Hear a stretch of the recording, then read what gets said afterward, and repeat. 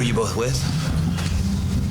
I am an audiologist and also a musician, and I haven't worked with in-ear monitors, but I'm here to learn more about them so I can. Cool. Perfect. She's from San Diego. Oh, perfect. Yeah. I have a friend who got some ears recently. It's good things to say. You're around the corner. You should come up. They're just down we're in Irvine. Oh, really? Yeah. You should go visit them sometime. Their factory is fabulous. Well, show some. It's Take photos fascinating. today. Yeah. And they use 3D printing to make these things now. It's a digital process. It's amazing. I mean, it really is. We have a network of audiologists, so let's talk about that. And you? I'm from South America. This year I want to start touring with a Latin band, doing monitors. So. Oh, awesome. Perfect. Excellent. Hello. Hi. So let's keep it really, it's a small group, let's keep it really informal. The goal of the panel, Mark called a couple months ago and says, look, there's a lot of confusion in the world of in-ear monitors. How do I pick something? How do I recommend something? This game comes down to who knows what. But again, as an audiologist making recommendations, as a monitor engineer making recommendations, basically what happens is you are expected to make an informed decision with imperfect information. So how do we cut to the chase of this? Then Mark said, look, there should be a baseline measurement that we can all talk with and start from. How come no manufacturers show the sound curves so we can use this as a baseline? All right, all speaker companies do it. And at the same time, we can all listen to the PA system here and evaluate it. We're all hearing the same thing. In-ears don't work that way. What you hear is going to be subjective to your ear, how it resonates within your own hearing, and the rest of the panel will speak on that. So there's no way of really talking about what you hear. And so how do you still make an informed decision on that? Now, my dad always used to say, I'm from Missouri, the show me state. I got to see it to believe it. I can't just take your word on this, even though that's what the whole panel's about. So for those of you who need to see a curve, with a Missouri state of mind, we're going to just breeze through these really quick, just so we have a baseline, so then we can talk about the things that actually matter, which is trust, reliability, dependability, the intangibles of sound. So, UE5, UE7, UE11. Oh, Mark, you don't want to miss these. Only half a second. What do you slide? We gotta just zoom through it. The original UE5, first curve ever made. I had a pair of those. Grows into the sevens. Back when they had a attenuator for the high, you could decide how much highs you wanted. Yeah. And that's what that looks like. Lower the Yeah. highs. The 7 where it gave you a little bit more mid-range. To the 11 with a nice bottom. Then we got really clever and we said, okay, if we're going to do anything more than this, there's a better way of doing it using a sound engine that's going to allow us to push out. And with that, you can see that we started really pushing out past 16K and past for the 18. So if you look at the 5, for example, most monitors that's out in the market today really only extends out to 16K, 16 kilohertz. And but that's already cliff. very, very high, right, in the frequency most people really can't tell.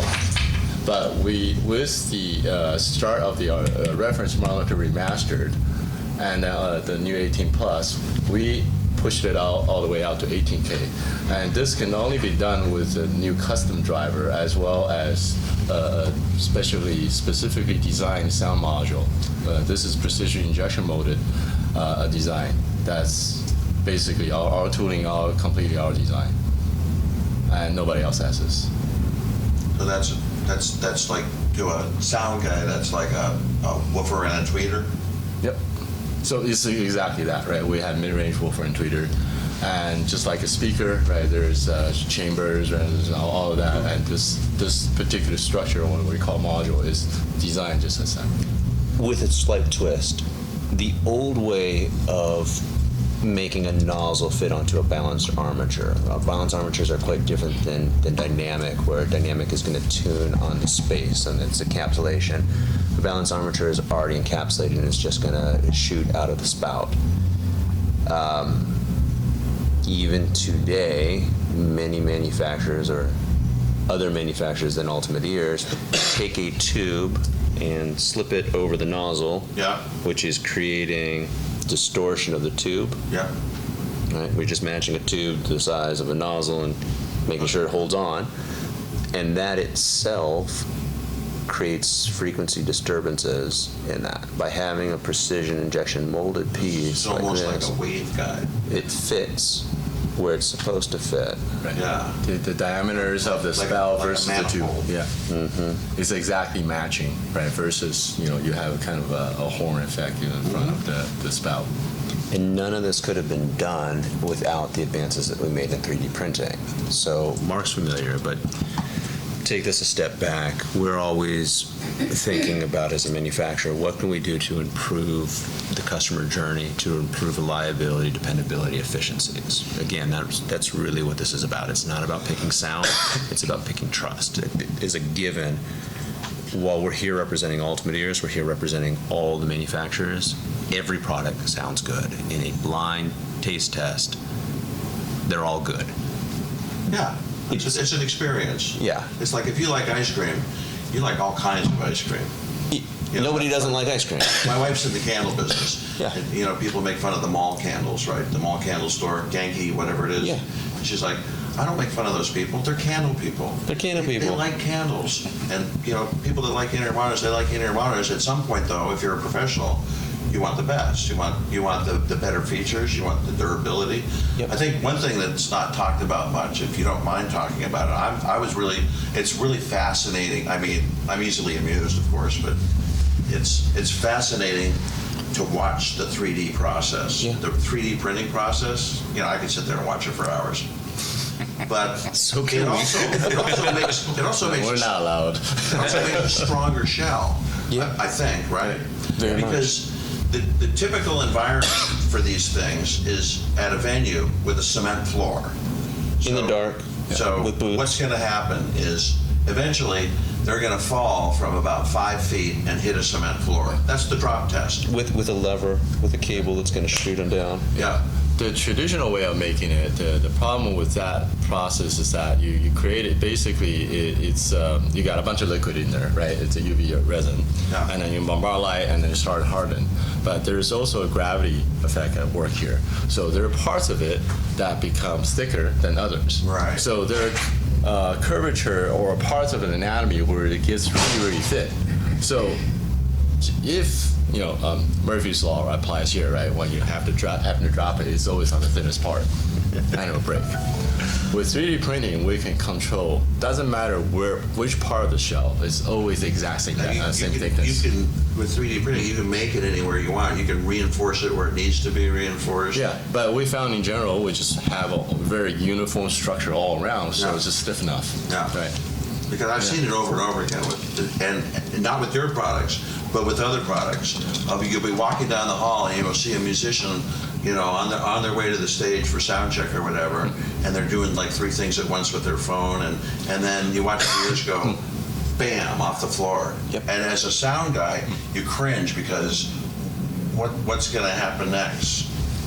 Well, there's 2 things that will happen, right? If it doesn't break, the way an armature works, and we'll let Matt speak on this, but there's magnets and rods, and so you're pretty, odds are you're going to stick a magnet. You want to talk on that? Yeah, so the way our armature moves is it needs to be in a permanent magnetic field, and then there's a coil in there that provides an electromagnet so that it can bend back and forth. Well, if you have 2 magnets and they get close enough to each other, they stick together. And the mass of this arm, the balanced armature, is so small that once it's stuck to something, the amount of force to get it off is incredible, and basically that armature is just ruined. Unless you luckily have it fall out of your ear the other way.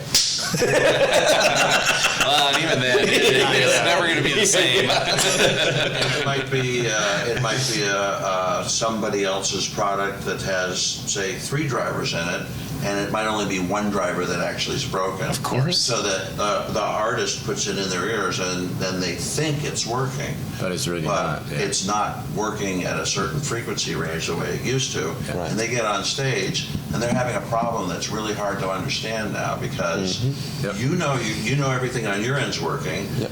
and they kind of think something's working, but they're waving their hands about, I can't hear the snare drum. It's like, well, they lost their mid-range driver. And so at that point, the less expensive product, and there's some cheap stuff out there, the less expensive product actually now means that you absolutely have to carry a spare for when it breaks. It's like having a car that's in the shop all the time. I think also less expensive, you really, when you do a shopping, you really have to be careful. I think this is where trust comes in, right? Yeah. We know there's actually a manufacturer out there that uses recycled parts or salvage parts. Just as a company, we would never do that, right? Everything we purchase is tested, new from our supplier, tested, right? We go through our qualification process and it goes into our product. But when you go with these products, you don't know how long it's been out there, right? And it could be already more than halfway through its life. And when it gets to your hand, it's already pretty much halfway, one foot in the grave, right? So reliability just cannot be trusted at that point. There's another aspect of really having expertise go into an in-ear monitor that's important. An in-ear monitor shouldn't work. Nothing that small should make sound worth hearing, and nothing should ever be able to work inside of an ear. Just the physics of it is all wrong if you know sound and if you know ears. The beauty is that it can be made to work. The old joke, don't put anything smaller than your elbow in your ear. Yeah, there you go. I mean, that's a safety issue, but even just like from a making sound standpoint, everybody's ears are completely different from each other's, and acoustically, what an ear is a big series of filters, and every one of those filters is bad news for listening to something if they're allowed to dominate the sound. And a balanced armature is this wild and crazy. It's efficient, but it's not nice and linear like a traditional speaker. And you match them together, and you're trying to get this little teeny thing to overcome this big canal that it's inside of. And the really experienced makers of the parts and the really experienced makers of in-ear monitors have found out the combinations that do work well. And what happens then is you could take a curve and match it with a balanced armature, let's say, that really isn't matched well for the ear canal, and you put it in the coupler and measure it, and the curve comes up looking just right, and you put it in your ear and it's squealing and screechy and just terrible because that mismatch is there. And it's really a lot of science and a lot of labor to get that right. And so we really have to kind of focus as well on, okay, who made this particular component? Mm-hmm. What was the homework done behind it? How many miles do we have with it? And how many different people's ears do we have feedback on before we can build a design around it and trust that it will work for everybody the way that it was intended? From a sales perspective, there's a great sales saying, do you have a problem with the cost or with the price? Because they're two different things, right? The price is what you're looking at right then and there. So price-wise, it may be sitting a little higher, even though that there's we have a $400 product. So for all this human labor and design to actually go in as a custom product at $400 is, I don't know how we do that. We don't. That's a different story. But if you look at just price and compare it with everybody else, that initial purchase over time balances out, because the idea of having to buy a second spare, the idea of having to get your replacements of the pieces that break, the idea of you will upgrade to a more reputable manufacturer later, the total cost that you will spend is 2 to 3 times what the initial price is. And it hurts my feelings when I see that happen, because I feel like I'm not doing my job to the best of my capacity. When I hear the stories of someone saying, hey, I've already gone here and I went here and I've spent this and this and this, it just makes me feel like I wish I would have had a chance to talk with somebody sooner to educate all the pieces that go into there. another thing just to quickly mention, when Mark says you have to carry a spare, that's because most manufacturers, and there's over 250 manufacturers out there right now. Most manufacturers have a turnaround cycle of anywhere from 3 to 13 weeks.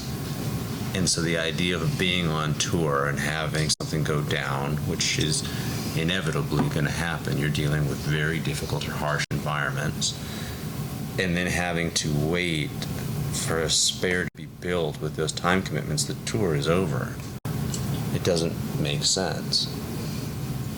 We, in an earlier section, we were talking a little bit about your digital laser scanning that Yep. we have set up out in the lobby there. So someone walked in with their sticker on. Yeah.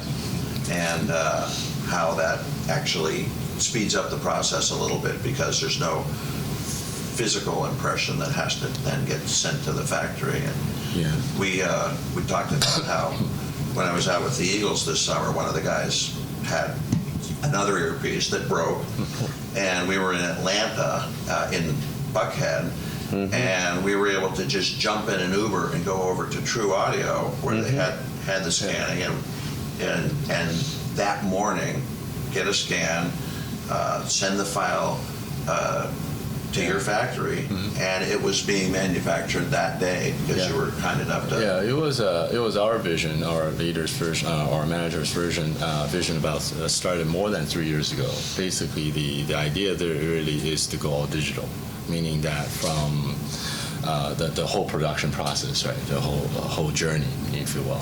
So we started out investing in digital printing, as you saw the printing process, and the other piece that was missing really is this scanning process, which we work with the best of various technologies that's out there, and this particular one that we're at the show with.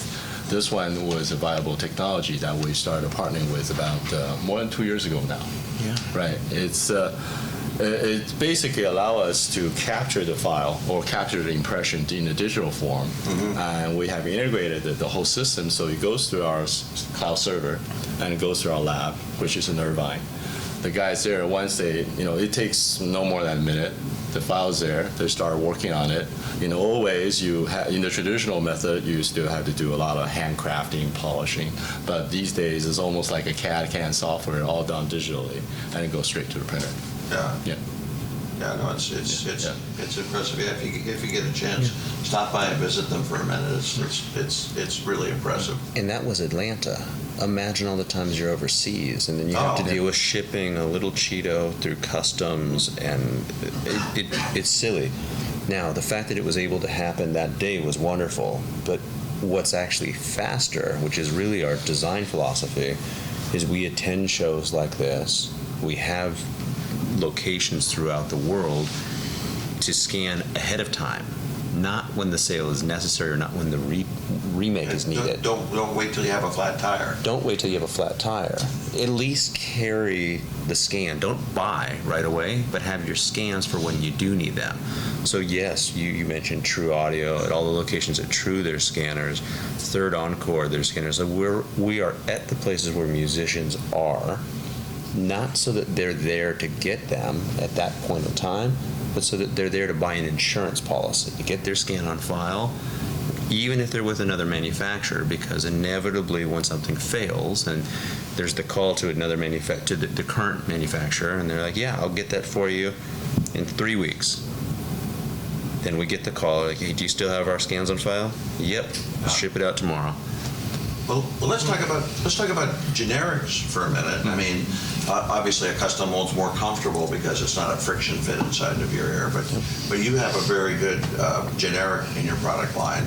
And I was looking at it very carefully. I spent the night kind of going through your product line and doing a competitive comparison of all the different products in there.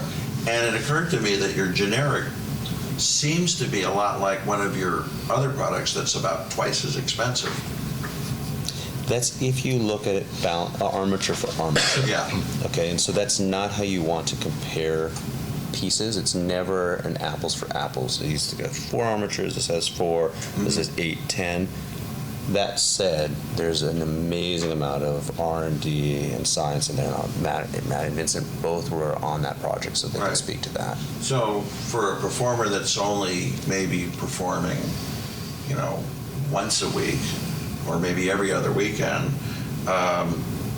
maybe a generic might be a way to go until they can afford a custom mold, and at which point the generic becomes a backup, not just for them, but for anybody else in the band as well. I think there's some truth on that. There's some curve in the population. With our generic product, we ship a lot of ear tips. There are just people for whom generics don't work very well at all. There are other people they work great for. My ears, I've got sensitive ears, and the friction fit for me. I mean, I know I'm getting the isolation that I want. I know I'm getting the sound quality that I want. It's the right piece. But the day in and day out wearing a custom piece, eventually your ear starts to get a little raw just from the natural. With a custom mold, you can of course easily pop it out, pop it back in. It doesn't hurt. It's not something you have to really, you don't have to grind it quite so much. Absolutely. So that will depend on who you are to some extent, whether a generic makes a great tool or not in that regard. It does make a nice backup, as you're saying, and I think often that's how we sell them as is a backup along with a custom. Yours is the 900. Yes. Yeah. And which custom product would you say that sonic signature is most similar to in your line? None. None? It is a little unique. There are patterns of it from a couple of different models, but really each product that is made is for a specific use case. It's either a tool on stage or a tool off stage or a product to be enjoyed. The UE900S was made to be listened to by anybody, even if, let's say, you're outside of the music industry and you just want something really nice to listen to music on. So there was maybe a little more consideration for that put into its design.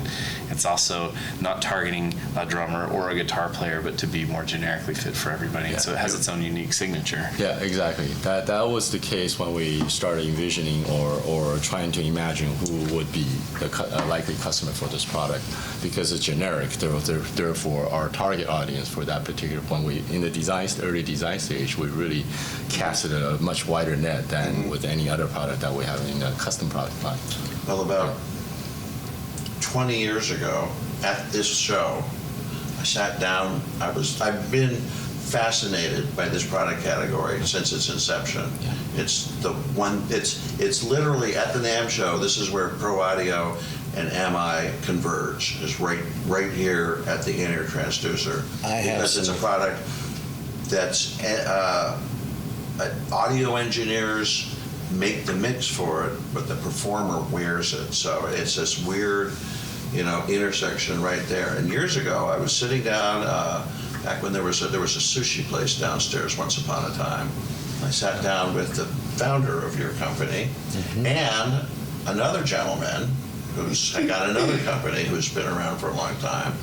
We were talking about what a consumer wants in a product versus what a musician wants in a product, and it's not the same thing at all. And at that time, I suggested to both of them that if they're going to make products for musicians, for professional engineers to use, they should put the word pro in the name. And they should differentiate those two markets very carefully, because if they made products that they were trying to push in both directions, and there's companies out there doing that now that are more concerned with the high-end consumer market that will spend $2,000 on something, then they're not really making products for audio professionals anymore, because they're serving two different masters. Yeah, So we actually see that's why your products and one other company's products have the word pro in them. However, not every company has respected that. What you make consumer products, right? There's a compromise for that. I mean, the consumer's looking for something different than a musician. It's different, but I think we actually look at it in three different types, right? There is the pro there is a pro that actually perform, and there is a pro that sit in the studio.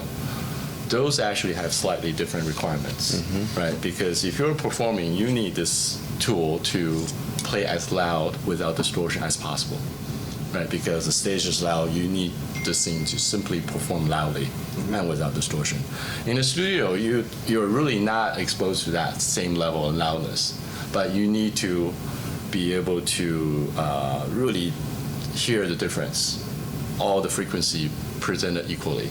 Whereas enjoyment, the average consumer really is about music enjoyment. And those the typical devices matched to the earphones are different, yet a different set of equipment again, right? And then those are typically these days are in a lossy format, right? MP3s or whatnot. Yeah. And, most people are, more discerning audiophiles are listening in a more high def or lossless format, but most people are still that. So there are different requirements. I think in yesterday's session we talked about forgiveness. I would say, in a music lover or enjoyment piece, you would definitely want that piece of earphone to be more forgiving.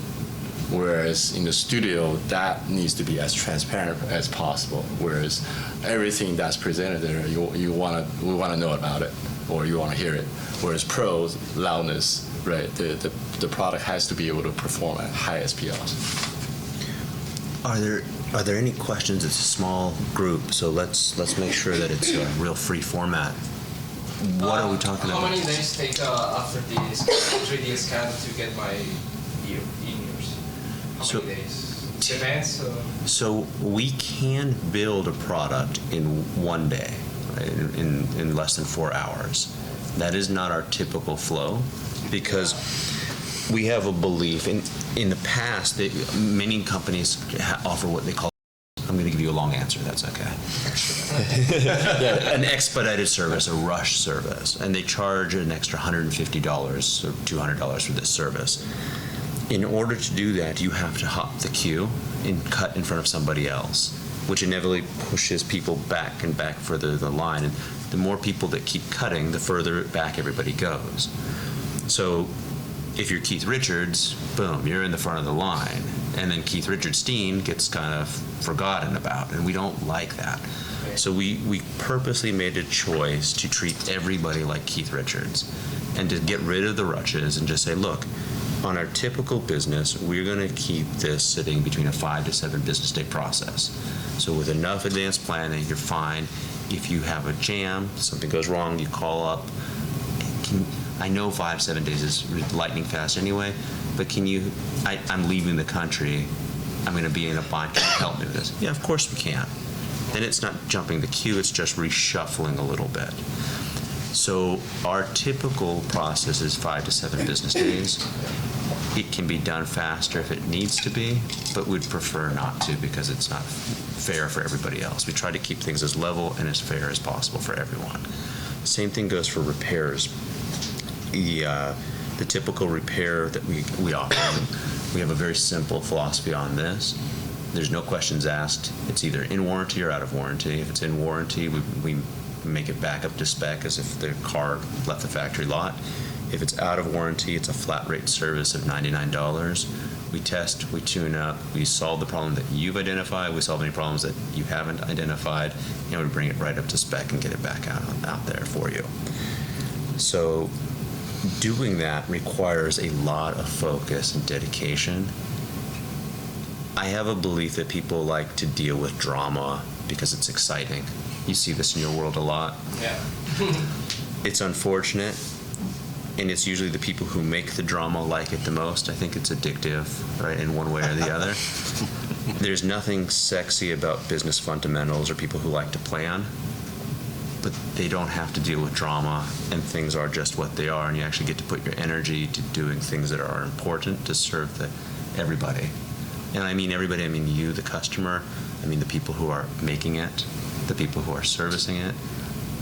Creating drama inevitably affects waves that affect everybody. So we view everybody as our customer. We don't want our lab guys pulling out their hair, start this, stop this, our salespeople running around like chickens. It's much easier to just have the focus and dedication to do everybody right than to create waves for ourselves. Yeah, I try to do everybody right as fast as we can. Right. given the current process that we have set up. But it's not to say that we can't improve upon those processes in the future. We would like to be able to do new orders in 3 days and repairs in 1 day, and we're trending towards that. And it's funny because the more that we're committed to doing this, the more work we keep getting, which means the faster we have to keep making it and managing it, and it's a really good problem to have. Do you think it's important to have a backup? Like you were talking a lot about having spare, having a spare in case it does, It depends on your need. If you are on a national tour, if you're on an international tour, absolutely. If you are, or if you have the 900, you could have it. Yeah. yeah, right, to buy, what you need to do is you just need to buy a little time until it can be Right. fixed. Right. If you're performing at the church on the weekends, we can fit you in for that. Right. Right, we don't ever want you to spend money when you don't need to, but it really depends on need. For Mark to go out with the Eagles without a spare, Yeah. Mark would not keep his job. Good idea. That would be bad. I want, when your show is going to be in an arena Yeah. or a stadium, when you're working at that scale, why wouldn't you have a spare? You've got a spare of everything else. You would have nerves I of was steel working not to. with the Zach Brown band, and they don't do a sound check. Yeah. They think a sound check's a waste of time because they're going to put these things in. It's going to sound just like the last show, right? Except when you don't do a sound check, you don't know. You literally don't know from the previous show if that's still working. You don't know if the musician could have. And this was not with your products, by the way. You don't know if the musician dropped it on the floor. This is a famous musician that had a hairline issue, and so he would wear a toque. He'd wear a beanie. Oh. Cover up his head. People do that, performers especially. But we do shows at sheds in the summertime, and it get really hot with that wool hat on your head. And so his solution was 2/3 of the way through the show, someone on the crew would get him a bucket full of ice water with a towel in it. This is going from bad to worse. Think about this as an ear manufacturer. And he would take that towel and he would wring it over his head, and this freezing cold water would come roaring down.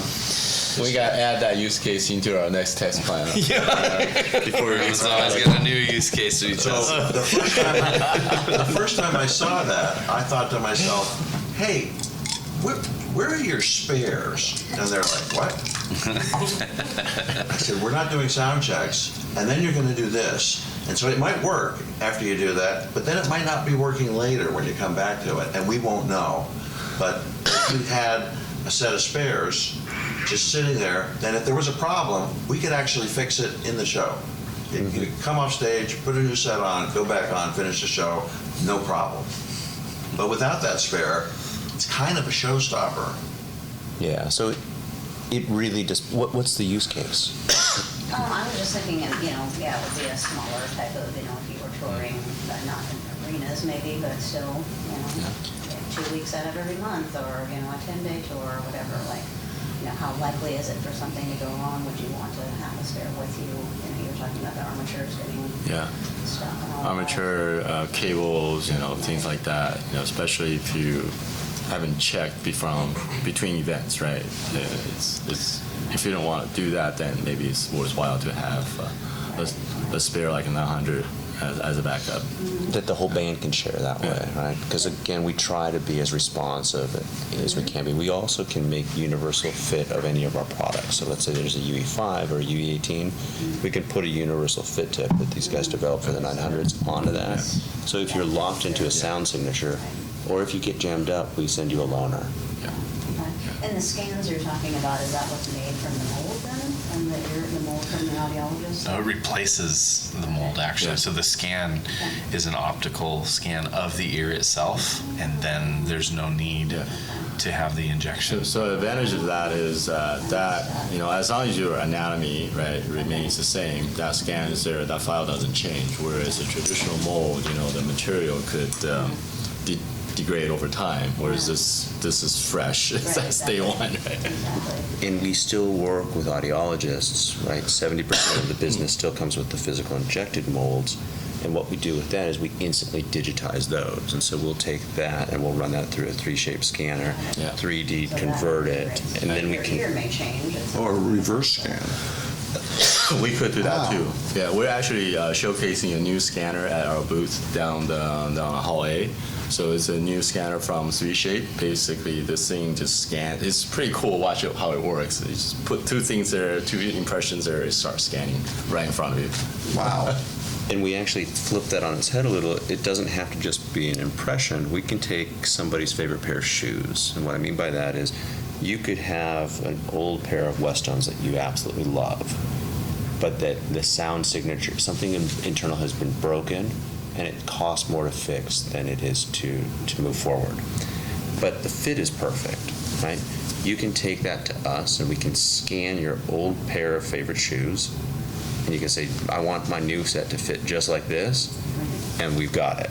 So it's almost like a LiDAR. I mean, is that, as far as taking that many data points, right? That kind of LiDAR. Oh, it's pretty accurate. We're talking about nanometers, microns to that level, right? I know a hearing aid has a minimum of 250 microns to be considered comfortable. Mm-hmm. Our printer has a resolution way below that.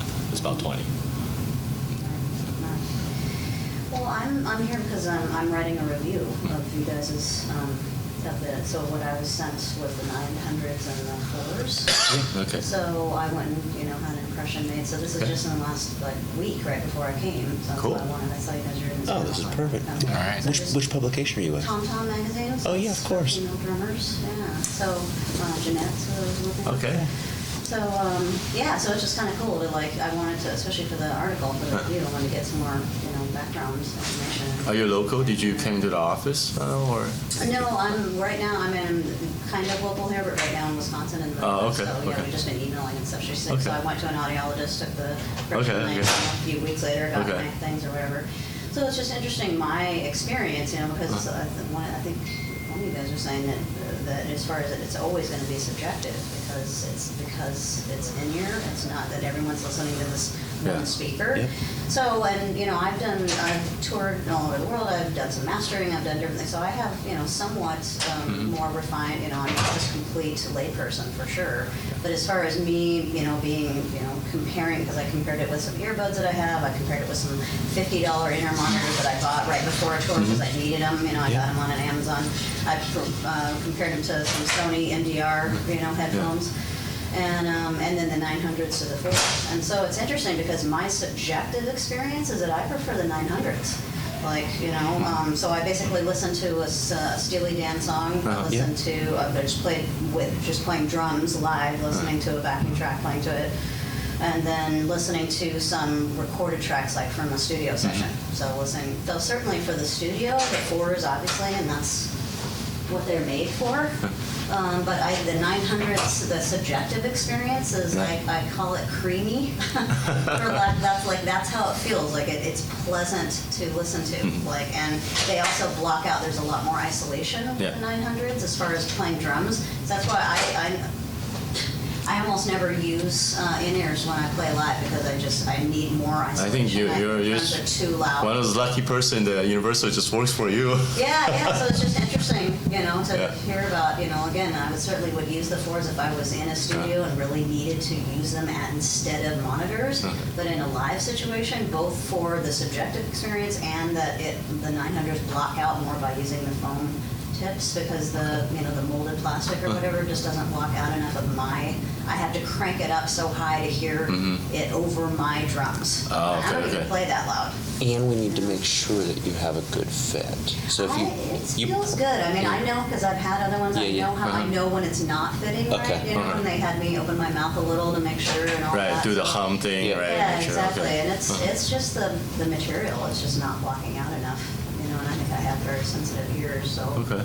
Anyway, so that's, yeah, it's just interesting to hear, what you guys, and the fact that it is, because that's, I'm trying to take them out and do an A/B, and it takes all this time to and then I'm like, well, how did that sound? So it's subjective. It's nerve-wracking. Just go click, click, click, click. I can do this whole, And I know of a few drummers that are sensitive to that want more isolation. I've met drummers that will just take a pair of Clark hearing isolators, that like they wear at airports, and just put those. And it looks like they're wearing headphones, but what they're doing is they're just giving themselves more isolation. Yeah, exactly. And part of that is you will always, if you're in a relatively loud environment, especially something like drums with transients, it's surprising how much you hear through bone conduction. Mm-hmm. I mean, it's not enormous, but it's enough that it's gonna cloud what you're hearing. Mm-hmm. Well, and the problem too with those is like with wearing glasses, pretty soon they're crushing my glasses. Oh, yeah. Sure. And the wire is coming down, and that's crazy. Like I can only do it for a few And songs. the reverse effect is, singers that are in a really loud band that are trying to hear themselves sing, and they'll put in ear monitors, and then they'll have wedges blasting at them too, because they're hearing, through the earpieces, and part of that is, bone conduction too. And I would work for Jessica Simpson, and she had her engineers had given her so much over the years that she needed a lot in her mix, and she needed wedges, and she needed side fills, and it was just stunning. And then, the first show I did for her, I said, well, what number is your pack on? Oh, it's on 9. I said, oh, let me see what the show sounds like on 9. And it was like, uh-oh. And then suddenly realized, I'm not going to be doing this for very long. No, because if you work for someone that's deaf, all you can do is make them deafer. She's going to be. When you're using that approach, and it was fun for a year. And then I said, I'm sorry, I have to go. The other thing, the 4 might not have been the right sound signature for you, so if you can come down to our booth and take a listen to some of the others, we've got a nice Pearl kit that you can sit on, listen to something with a lot more low end. Let us know what we think about that, and we can. Let's look at them, and we're down in Hall A at 10402. Will you be there on Sunday? Yes. Yeah, I think that's a great idea. Yeah, please do. I brought both pairs. So. Yep, and it might be the wrong sound signature for you. Didn't say that again? I said the 4 might be the wrong sound signature for you. Okay. So again, I want to wrap this up. What I hope we conveyed is that we're representing all the industry. It's not just how to pick ultimate ears. Mm-hmm. And then the bigger sense of it does come down to trust. And so I want to make everybody who's here an offer that shows the trust that you can't go wrong with. Anytime you make a recommendation, whether you're purchasing these yourselves or on behalf of your band or recommendation, if somebody is not happy, we will make it right. That means getting a new set, or that means refunding. Just email me and we'll make that right. And that's what we believe, right? It's not just making this one-time sale, right? In fact, I think over 25% of sales are return customers, right? So we see it as a whole journey, a whole relationship, right? We make the sale, right? But there's also the service that comes afterwards. Maybe along those, my first life was in hearing aids, and people come to me all the time. No one wants them. They have to have them, though. They're incredible tools. I love being on the audio side where people want the product, but people still tell me all the time, my mom, my grandma, my dad needs hearing aids. Which hearing aid should I get? And I worked for a manufacturer, and I still tell them the same thing. Find an audiologist you would trust your life with. They'll get the right piece in their ears, and it's the same way, I think, with in-ears. Find a people who you trust and can have a relationship with, and they'll make sure that you have the right thing in your ears. And that flexibility is key. I mean, being able to change your mind after listening to it, because it how is we subjective. hear with our ears and our brains is so unique. Yeah. It is subjective. Yeah. And it's okay not to like something, even if you thought you would like it. Yeah. We can't, we can give guidelines and we can give recommendations, and we're wrong too. And we fix that. What is the warranty? It is a 1-year product. In Europe, it is a 2-year warranty. Listen, I know that's time. Are there any other questions? We can answer them in the hall. We can answer things down in the booth. I'd love to tell you what we're doing with our collaboration with Pearl later. I think you'll like that. And would like to get you scanned, go out and see Matt, and then let's work to figuring out where your band is. And again, I hope we can convey the idea of trust. Thank you. Mark, thank you for having us. Thanks for being here, guys. Thank you.